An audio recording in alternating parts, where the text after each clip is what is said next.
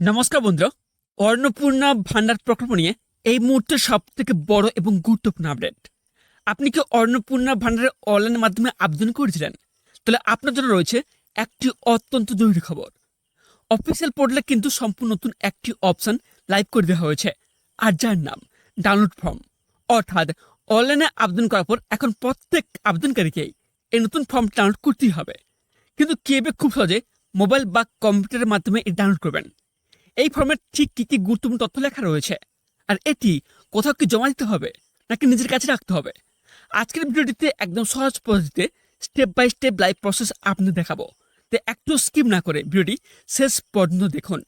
আর চ্যানেলে নতুন হয়ে থাকলে এখন চ্যানেলটিকে সাবস্ক্রাইব করে পাশ থেকে বেল আইকনটি অন করে রাখুন, যাতে এই ধরনের কোনো গুরুত্বপূর্ণ সরকারি আপডেট আপনার মিস না হয়। এর জন্য ফার্স্ট আপনারা যেটি করবেন, অন্নপূর্ণা ভান্ডার প্রকল্পের যে অফিসিয়াল যে পোর্টালটি রয়েছে socialregistry.wb.gov.in, এই অফিসিয়াল পোর্টালে আপনারা চলে আসবেন। তবে এই অফিসিয়াল পোর্টালের লিঙ্ক কিন্তু আমার এই ভিডিও ডিসক্রিপশন বক্সে দিয়ে দেবো, ঠিক আছে? ওই লিঙ্কে ক্লিক করলে কিন্তু আপনারা দেখলে এই অফিসিয়াল পোর্টালে আপনারা চলে আসতে পারবেন। আসার পর আপনারা নিচে যাবেন, যার পর দেখবেন এখানে কি বলা হয়েছে যে public access citizen family log in. তারটার নিচে দেখবেন এখানে একটা অপশান রয়েছে অ্যাক্সেস সিটিজেন পোর্টাল। এই অপশানটিতে আপনারা ক্লিক করবেন। তারপর নেক্সট এখানটা আপনারা কী করবেন, এখানে দেখবেন অপশান হচ্ছে সিলেক্ট ইউর ডিস্ট্রিক্ট।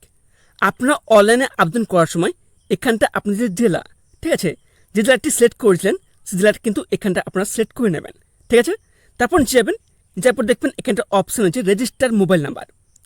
আপনার যে রেজিস্টার মোবাইল নাম্বার দিয়েছিলেন, ঠিক আছে, সেই রেজিস্টার মোবাইল নাম্বার কিন্তু এখানে দেবেন। তারপর এখানটায় প্রত্যেকের স্ক্রিনে কিন্তু এখানে একটি ক্যাপচা কোড শো করবে। কি শো করবে? দুটি সংখ্যা কিন্তু এখানে যোগ করতে বলা হবে।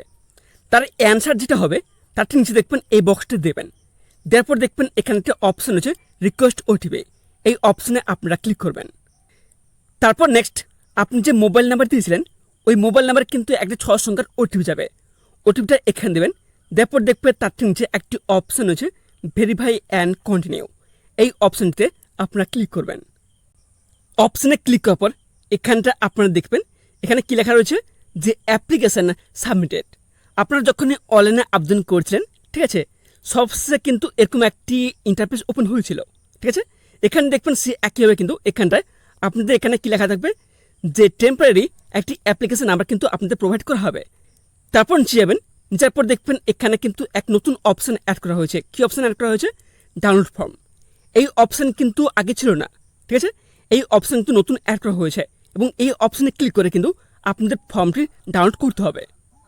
ফার্স্ট আপনারা যেটি করবেন এই অপশানে আপনারা ক্লিক করবেন। ক্লিক করা মাত্রই আপনাদের ফর্মটি কিন্তু পিডিএফ ফর্মেটে কিন্তু ডাউনলোড হয়ে যাবে। এখানে দেখবেন কী লেখা রয়েছে government of West Bengal family level data collection form application acknowledgement receipt. তারপর নেক্সট এখানটায় হেড অফ দ্য ফ্যামিলির নাম কিন্তু শো করবে, অ্যাপ্লিকেশন নাম্বার, অ্যাপ্লিকেশন স্ট্যাটাস এবং সাবমিশন ডেট কিন্তু সব কিছু শো করবে।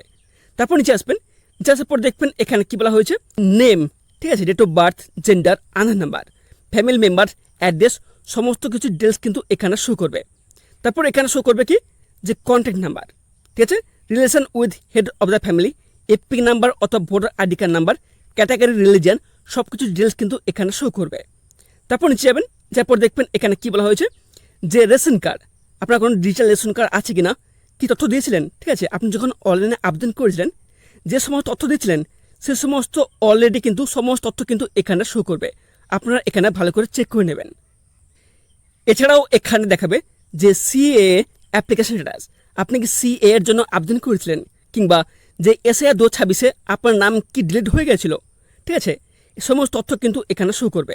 তারপর এখানে কি বলা হয়েছে যে ডিবিটির মাধ্যমে কোনো সরকারি প্রকল্প থেকে সুবিধা পাচ্ছেন কিনা, আপনি অনলাইনে আবেদন করার সময় কী তথ্য দিয়েছিলেন, ইয়েস অর নো, সমস্ত তথ্য কিন্তু এখানে শো করবে। এবার প্রশ্নটা হচ্ছে এই ফর্মটি ডাউনলোড করার পেছনে প্রয়োজনীয়তা কতটুকু?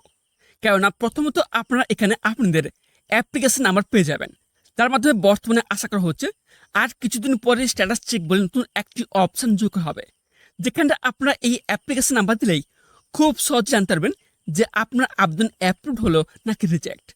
আর দ্বিতীয় যে কারণটি হলো আপনারা যদি এই ফর্মটি ডাউনলোড করে রাখেন তাহলে যখন ভেরিফিকেশন হবে আপনারা তখন এটি দেখাতে পারবেন আপনি আবেদন করার সময় কী তথ্য দিয়েছিলেন। এর পাশাপাশি আপনাদের একটি খুশির খবর দিয়ে রাখি, এই মুহূর্তে বিশেষ সূত্র জানা আছে, যারা অনলাইন আবেদন করার সময় ভুল তথ্য দিয়ে ফেলেছেন এবং সেটিকে সংশোধন করতে চান, সেক্ষেত্রে এডিট বলে নতুন অপশন অ্যাড হতে পারে। সেখান থেকে আপনারা সহজে আপনাদের ভুল সংশোধন করে নিতে পারবেন।